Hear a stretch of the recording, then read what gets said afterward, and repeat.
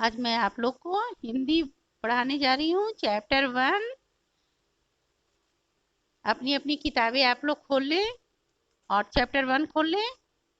आज का शीर्षक है मेरी मातृभूमि। मैं आप लोग को मेरी मातृभूमि कविता पढ़ाने जा रही हूँ। इसमें हम आपको बताएंगे भारत माता के बारे में, यहाँ की प्राकृतिक सुंदरता के बारे में और यहाँ जन्मे महान लोगों के बारे में। चलिए हम शुरू करते हैं, ध्यान से देखिएगा। ऊंचा खड़ा हिमालय आकाश चूमता है, नीचे पखार पग तल सिंधु झूमता है। हमारा हिमालय जो पर्वत जो है बहुत ऊंचा है। आकाश चूमने का मतलब आकाश को छू रहा है। इतना ऊंचा हिमालय पर्वत है जो आकाश को छू रहा है। और नीचे धरती पर सागर जो है अब काफी लहरें मारते हुए, इलोरे मारते हुए हमारे पैरों को धो रहा है। गंगा पवित्र यमुना नदियां लहर रही है, पल पल नई छटाएं पग पग छहर रही है। हमारे भारत में पवित्र नदियों में गंगा यमुना नदियों को मान दिया गया है। वे नदियां जो है अपनी हिलोरों के साथ बहती रहती है, अपनी लहरों के साथ बहते रहती है और हमेशा पल पल यानी हर समय अपनी एक अलग अलग रूप दिखाते रहती है।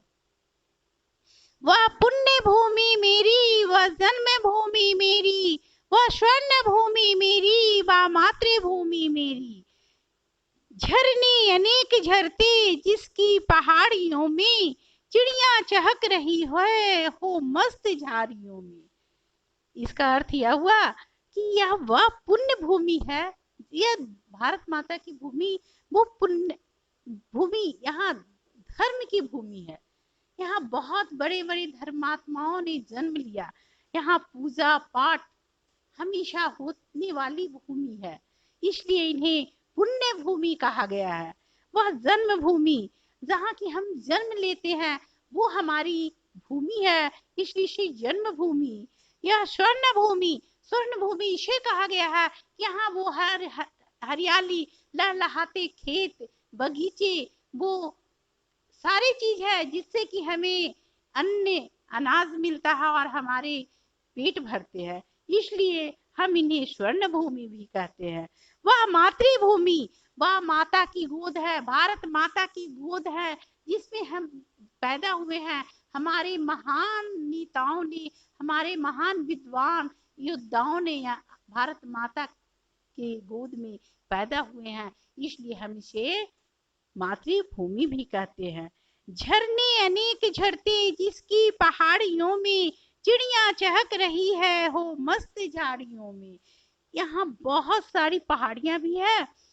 पहाड़ियों से आपने देखा होगा कि आप कहीं भी जाते होंगे तो देखते होंगे झरने पहाड़ों से गिरते हुए, जो कल कल कल कल झरने होते हैं वो पहाड़ों से गिरते हैं, बहुत सुंदर लगते हैं, बहुत मस्त लगते हैं। तो पहाड़ियों से गिरते हुए झरने, बहुत सारे झरने होते हैं जो पहाड़ों से धरती पर गिरते हैं। और आपने ये भी देखा होगा इन छोटी छोटी पहाड़ियों के बीच बीच में पशु पक्षी जो है घोंसले बना लेते होंगे।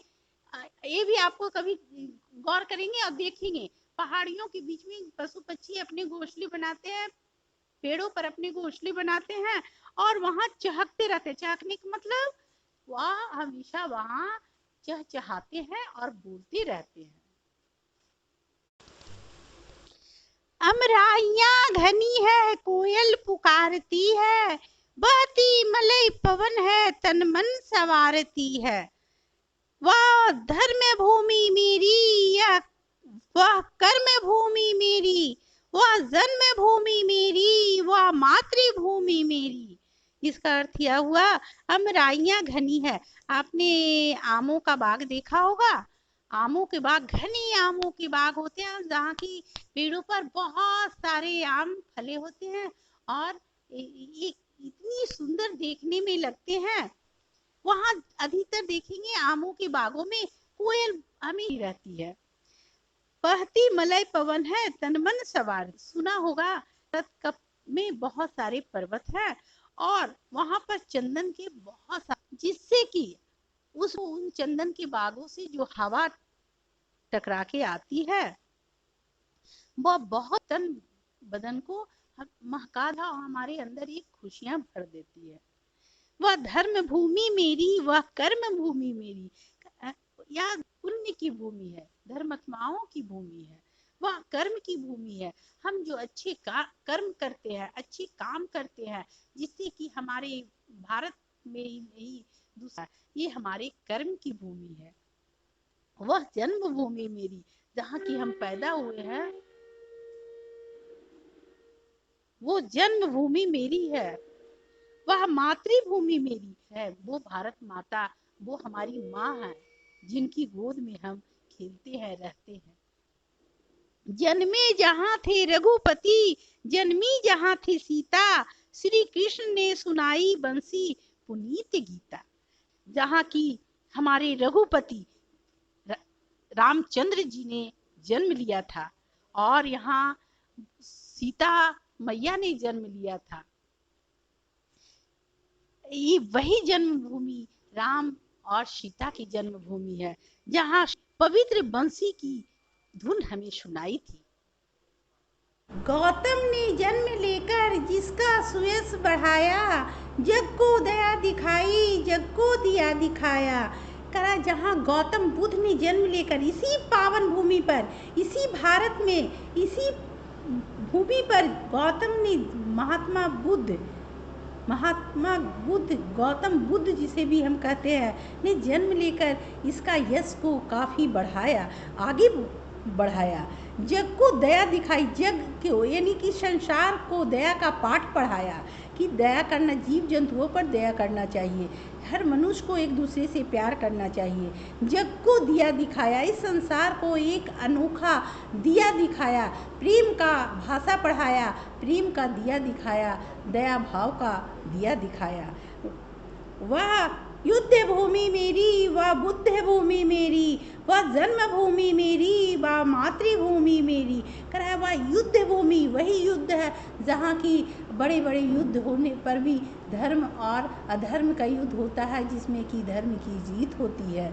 यह वही बुद्ध ने लोगों को एक नया उपदेश दिया, धर्म की राह पर चलने का उपदेश दिया। यह वह जन्मभूमि, यह मेरी जन्मभूमि है और यह भारत माता की गोद में हम लोग रह रहे हैं, ये मातृभूमि है। अब आप लोग अभ्यास का कार्य